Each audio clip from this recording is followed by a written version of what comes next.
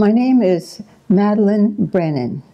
I entered in 1946, made first profession in 1948, and final profession in 1954, at which time I was missioned to Japan. When I first got there, it was a country recovering from war. It was a poor country. Everyone was poor, and we were poor too.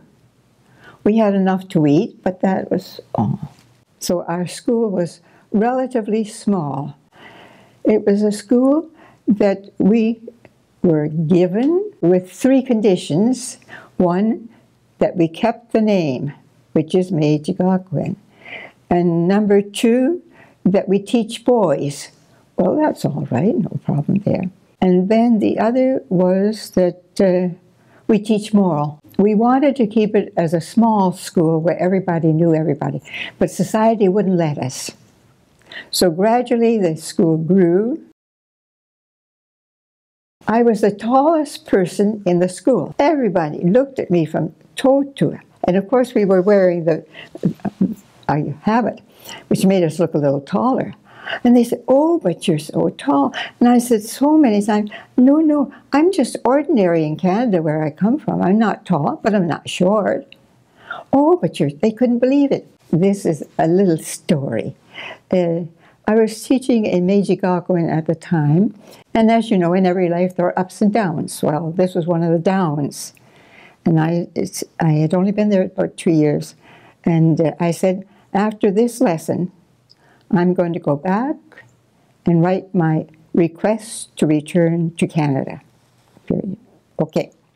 So I pick up my books and I go off, and the playground is huge. And as I cross the playground, this little girl detaches herself from all her playmates, and she makes a mad dash over to me and just buries herself in my big black skirts.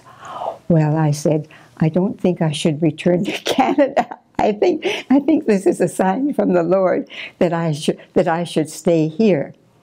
And that evening, at Common Recreation, one of the Japanese sisters, Sister Ogata, who was on playground duty at that time, she came over to me and she said, "It's very strange what happened at the playground today." She said, "Japanese children don't act like that." See?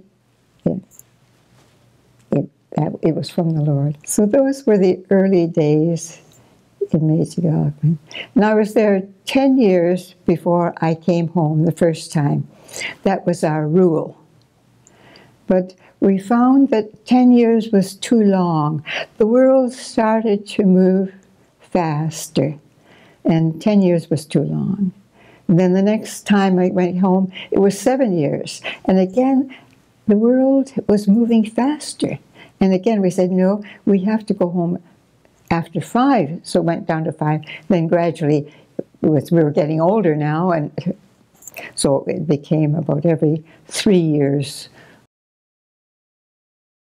In Fukushima, especially, because of the terrible earthquake, we do have a problem in the number of students because so many families have moved away. And still there is this cloud hanging over Fukushima.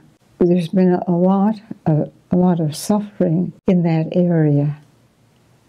We've gone through the earthquake, known what it was like to have no food, depending on friends and graduates to come to our help, which they did, very loyal. Any time that I have decided I've had enough, something has always happened. They says, no. Except this time, when I have made the decision to come back to Canada. And that is solely because of my age. I could see that I would be a great burden to the community by staying on. Now was the time for me to leave Japan. It hasn't been easy, because my heart remains there after all 63 years. But the common sense tells you that this is the better thing to do. And so for that reason, simply because of age, because I'm 93 now, because of age, that's my only reason for returning. But my heart really remains, it's too early to pull up roots. The roots are too deep. But little by little, I'll get into it.